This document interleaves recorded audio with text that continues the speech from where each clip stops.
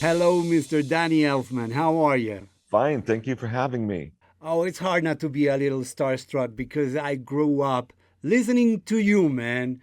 Pee-wee's Big Adventure, Edward Scissorhands, Beetlejuice, Batman, got many of those in my collection. And of course, my all-time favorite, The Nightmare Before Christmas. You are part of the Oh, thank soundtrack you. of my life. And for me, you will always be Jack Skellington, and nobody can tell me otherwise. So it's a real pleasure, and thank you for all that beautiful music. You're very welcome, and thank you for the kind words. You worked with Sam Raimi before, but how did you guys end up teaming up again for Multiverse of Madness? Well, I love working with Sam always, and always have. It's always special.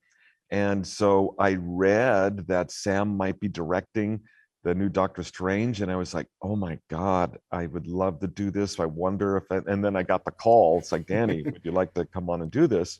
I was like, immediately, yes. And it was so much fun, re-teaming up with Sam. I haven't worked with him in some years now. It's just always a special thing working with him. He's such a pleasure to work with. It is a beautiful coincidence that Doctor Strange premiered exactly 20 years after the first Sam Raimi Spider Man, in which you guys worked together, right? Yes, and it is amazing to think that it's been 20 years between these two movies because so much has changed between Spider-Man and what Marvel has created today, which is like insane and amazing how it's grown in that period of time. Yeah, I guess when you did Spider Man, you never thought you would be working on a multiverse of characters and, of course, music that we will talk in a minute.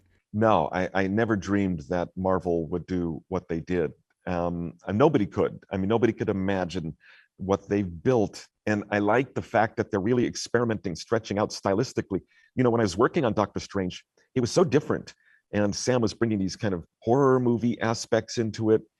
I just didn't know how people would react because I think Marvel fans may find it a little too strange, a Oh. little too strange. Yeah. And it really feels good that they're embracing this, and that it really also speaks a lot to Marvel that they're open to really expanding their boundaries on what they're putting on the screen. So I think it's safe to say that this is officially a horror movie. This is the first horror movie from Marvel. What is it about scary movies that is so attractive to compose music for them? Sam, when he does horror, he does it very kind of old school, like kind of fun horror, because there's different kinds of horror. Sam's type of horror is definitely fun horror as opposed to just horrific, scaring you kind of Yeah, stuff. but in the Marvel scale, this is like a horror movie, right? True. Oh, absolutely. Because they're both styles of horror. And so when I see that on the screen, it makes me back to where I was a kid, and I want to write kind of in the feel of the some of the old horror movies I grew up on. And Sam permits that. So it really allowed me to kind of get very retro. And there's one moment in particular where I was doing a little bit of an homage to Bernard Herrmann, who wrote the music that I loved as a child. There's so many things going on and so much happening in this movie that we as an audience, well, we don't know where to start. Did that happen to you working in this project? Did you ever said, "Oh my god, where do I start?" Well, with any film, big or small, you always start with the characters.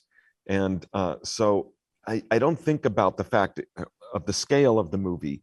Really, what I was starting with is I need to find a theme for Doctor Strange, but that could also express thematically his lost love for Christine.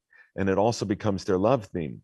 But even harder was the theme for Wanda, because Wanda is an absolutely unique villain in a superhero movie. Villains usually are Darth Vader or Ultron or Thanos. They're bad, just bad, bad, bad. Yeah.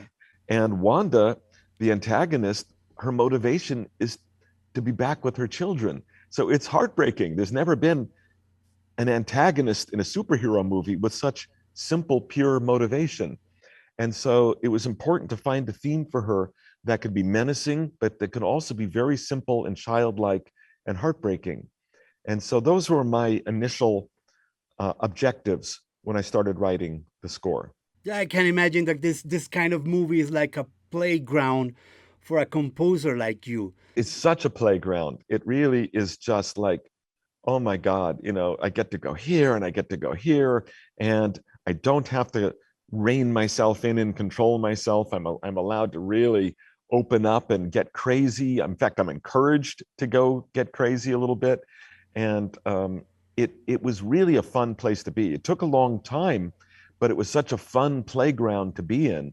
It didn't feel like, oh my God, when will I ever be off this film? It was more like, oh boy, we just keep getting to work on this fun movie.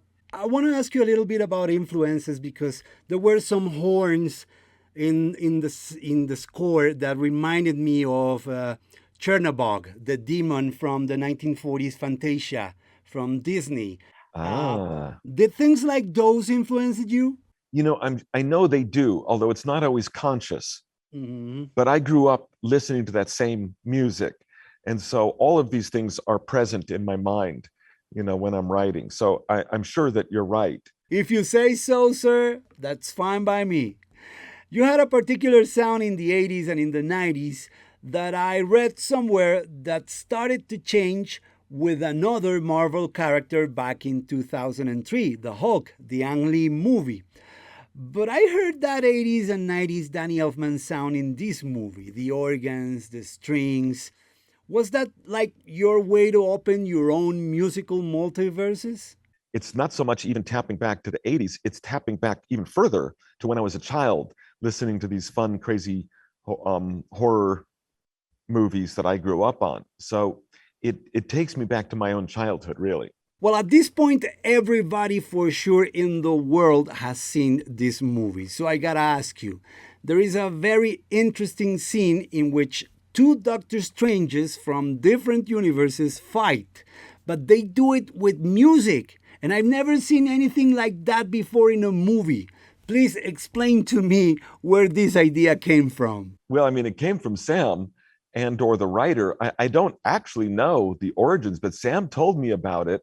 And I was just like, I have no idea what you're talking about. So, but I'm sure when I see it, I'll understand.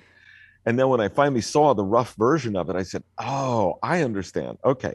The notes are virtually flying off the page. And we did a number of experimentations with it.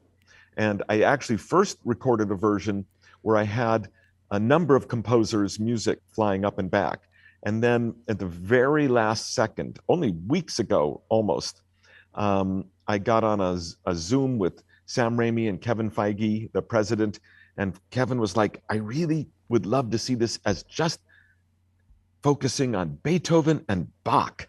And I said, okay, yeah, that makes sense. Let's do that. So it's Beethoven's Fifth coming off of Doctor Strange and Bach's Toccata and Fugue firing back at him. And I kind of restructured it, which was really, really fast and quick and just made it in the movie in the last second.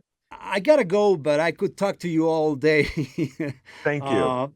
You did really a whole multiverse of madness. For this movie, for example, you conducted an orchestra in Abbey Road Studios in London remotely via Zoom in your studio during the pandemic.